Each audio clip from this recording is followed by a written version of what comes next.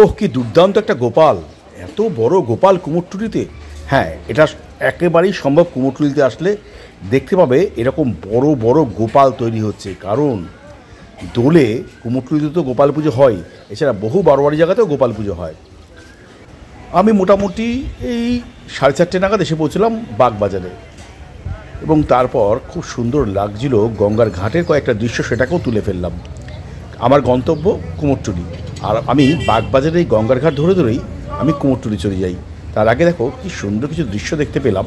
বেশ সূর্যাস্ত তখন, নৌকো, সব মিলিয়ে একটা অদ্ভুত লাগছিল।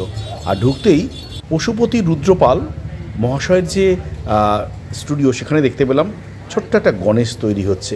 দুর্দান্ত লাগলো আমার গণেশটা।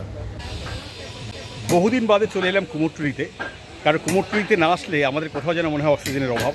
আর কুমোরটুলিতে যখনই আসবো তখনই কিছু না কিছু পেয়েই যাব। যেমন এই সময় আমরা আসি অবশ্যই কুমোরটুলিতে, কারণ কুমোরটুলি এই সময় থাকে দারুণভাবে জমজমাট। কুমোরটুলির নিজস্ব তো গোপাল পুজো আছেই, এছাড়া বিভিন্ন বারোয়ারি ক্লাবগুলোরও গোপাল পুজো হয়। সুতরাং এখানে যে গোপাল, সেগুলো প্রস্তুত হতে থাকে।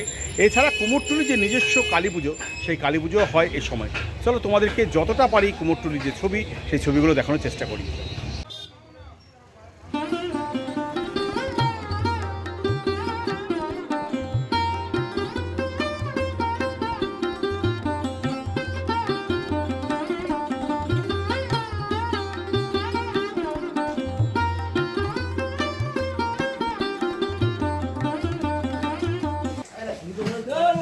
দেখো, কালকেই কিন্তু, অর্থাৎ আজকে আমি সোমবার দিন এসেছি 10 তারিখ, 11 তারিখে কিন্তু এখানকার পুজো, কুমোরটুলির মৃৎশিল্পী যে পুজো, তাদের পুজো এটা রক্ষাকালী পুজো এখানে রয়েছে। এবং তার সাথে রয়েছে মা শীতলা এবং ব্রহ্মা, এবং কত সুন্দর প্রতিমা।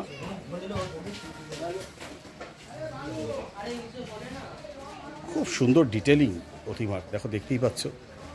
প্রায় অন্তত 300 বছরের কাছাকাছি কিন্তু এই পুজো কুমোরটুলির, প্রচুর পুরনো পুজো। ওই যেটা আমি আরেকবার বলবো, সেটা হচ্ছে যে যখন বিভিন্ন পুজোগুলো থাকে, বারোয়ারি পুজোগুলো থাকে, তখন কুমোরটুলি প্রচণ্ড ব্যস্ত থাকে তাদের প্রতিমাগুলো তৈরি করার জন্য। অর্থাৎ যারা বারোয়ারি পুজো কমিটি বা বিভিন্ন বাড়ির যে পুজোগুলো তৈরি হয়, সেসবে কুমোরটুলি প্রচণ্ড ব্যস্ত থাকে। তো যারা প্রতিমা বানায় তারা প্রতিমা বানিয়ে পুজো করবে না, তা তো হতে পারে না। এবং স্বপন পালের নিখুঁত হাত, মানে কি বলবো, এত সুন্দর প্রতিমাটা। আমি বলবো শুধু একবার, তোমরা কিন্তু যারা কুমোরটুলিতে আসো তারা কিন্তু প্লিজ একবার কিন্তু এখানে কিন্তু এসে একটু দেখে যেও কি সুন্দর প্রতিমাটা, কত সুন্দর ডিটেলিং। মা শীতলাটা দেখতে পাচ্ছি, অসাধারণ। আর এবং হ্যাঁ, নন্দলাল পাল অ্যান্ড সন্স, স্বপন পাল শিল্পী, এবং অসাধারণ সুন্দর শীতলা মা দেখো দেখতে পাচ্ছি, এবং ব্রহ্মা প্রতিমাও দেখতে পাচ্ছি। সব মিলিয়ে কিন্তু যেটা বলছি না, ডিটেলিংটা অসাধারণ। আর স্বপন পালের প্রতিমা আমার সত্যি দারুণ লাগে। এর আগে সুখে স্ট্রিটে একটা দুর্গা ঠাকুর তৈরি করেছিলেন, সেটা তো অনবদ্য। সব মিলিয়ে কিন্তু অসাধারণ। আমার খুব প্রিয় একজন শিল্পী।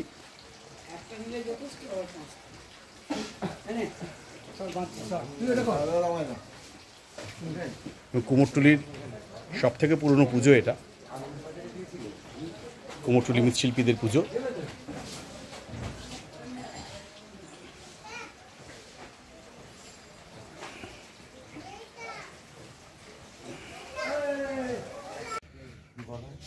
কুমোরটুলিতে যখনই আসবে দেখতে পাবে কোনো না কোনো প্রতিমা তৈরি হচ্ছে। খুব ভালো লাগে যখন এসে দেখলাম ঠিক দোলের আগে কিন্তু এরকম কুমোরটুলিতে ভর্তি গোপাল তৈরি হচ্ছে।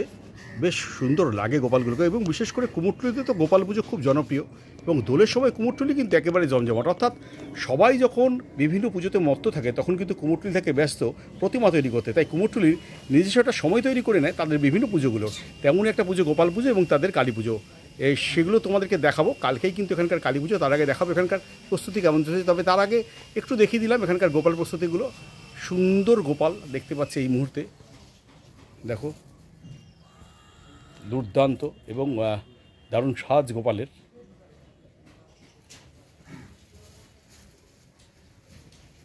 এখানে দেখতে পাচ্ছি একটা ছোট গোপালও তৈরি হচ্ছে, খুব সুন্দর দেখতে। এখন আমি কুমোরটুলির কাশীনাথ পাল স্টুডিওতে, এবং দেখো এখানে দেখতে পাচ্ছি কিন্তু শান্তিপুর স্টাইলে যে গোপাল, সেই গোপালগুলো দুর্দান্ত দেখতে।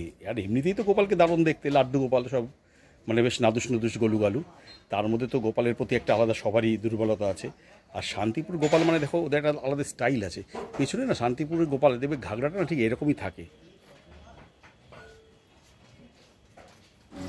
কুমোরটুলির আনাচে কানাচে বিভিন্ন গলিগালাতে কিন্তু প্রচুর গোপাল তৈরি হচ্ছে। দেখো কার্যত সে দৃশ্য কিন্তু দেখতে পাচ্ছি এই মুহূর্তে। এবং সব থেকে যেটা বড় কথা সেটা হচ্ছে গোপাল পুজোকে ঘিরে কিন্তু প্রচুর বড় বড় বারোয়ারি পুজো হচ্ছে কলকাতার বিভিন্ন জায়গায়। এবং এখন আমরা নবদার স্টুডিওতে রয়েছি, দেখতে পাচ্ছি সেখানেও কিন্তু একটা বিরাট গোপাল তৈরি হচ্ছে। এবার চলে এলাম কুমোরটুলির সাজ শিল্প সমিতির যে কালী পুজো এবং ব্রহ্মা পুজো হয় সেখানে, এবং প্রতিবারই হয়, প্রতিবারই আসি, খুব ভালো লাগে। বিশেষ করে কুমোরটুলিতে সব জায়গায় যেখানে বারোয়ারি পুজোগুলো হয় তারা সেই পুজোগুলোর জন্য যে সাজ তৈরি করেন সে সাজ শিল্পীরা, কিন্তু এটা তাদের একেবারে ব্যক্তিগত পুজো, তাদের নিজস্ব পুজো। সুতরাং মাকে যেন আরও সুন্দর করে তুলে ধরেন এনারা, কারণ এই সময় একটু কাজের বিরতি থাকে তাদের, তাই সুন্দর করে আরাম করে তারা কিন্তু বেশ অবসরে কিন্তু এই তৈরি করেন। আসলে যেটা বলছিলাম, যখন প্রত্যেকটা বারোয়ারি পুজো থাকে তখন কিন্তু কুমোরটুলি ব্যস্ত এই সাজ নিয়ে, এই প্রতিমা নিয়ে। এই সময় কিন্তু তারা একটা সময় পান যখন তারা নিজেদের জন্য সময় দিতে পারেন, নিজেদের পুজোর জন্য। এবং এই মুহূর্তে আমি চলে এসেছি কুমোরটুলির সাজ শিল্প সমিতির যে কালী পুজো এবং ব্রহ্মা পুজো হয় সেখানে। দেখো, দেখতেই পাচ্ছ অসাধারণ সুন্দর প্রতিমা।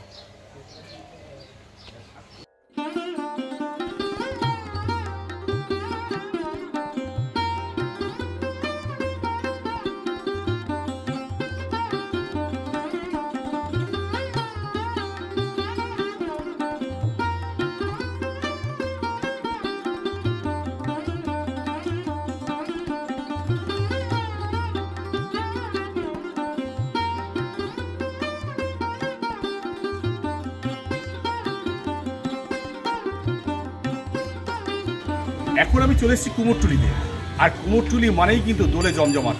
কারণ কুমোরটুলিতে গোপাল পুজো, আমি তো এইটুকু বলতে পারি, দারুণভাবে বিখ্যাত। যারা যারা কুমোরটুলিতে আসো তারা তো জানো গোপাল পুজোর মাহাত্ম্য এখানে কেমন।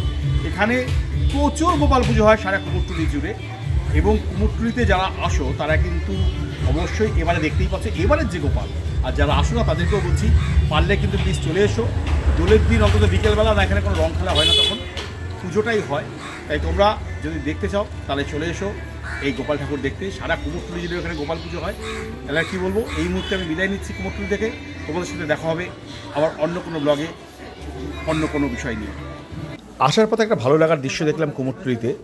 দুর্গা প্রতিমা তৈরি হচ্ছে, খড়দি সিংহ তৈরি হয়ে গেছে, অনেক জায়গায় দুর্গাও তৈরি হচ্ছে। এবং এই যে দুর্গা ঠাকুরটি দেখছো এটা কিন্তু পাড়ি দিচ্ছে বিদেশে। ওটা সব মিলিয়ে একটা পুজোর পরিবেশে ঢুকেই পড়লাম।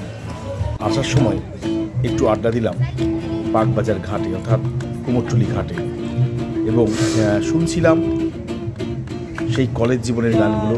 সেই কলেজের কিছু ছেলেদের হাতে গিটার, এবং তারা সুন্দর একটা গান গাইছে। এই সুন্দর কলেজ জীবনের রেশ নিয়ে এবার যাব বাড়ি।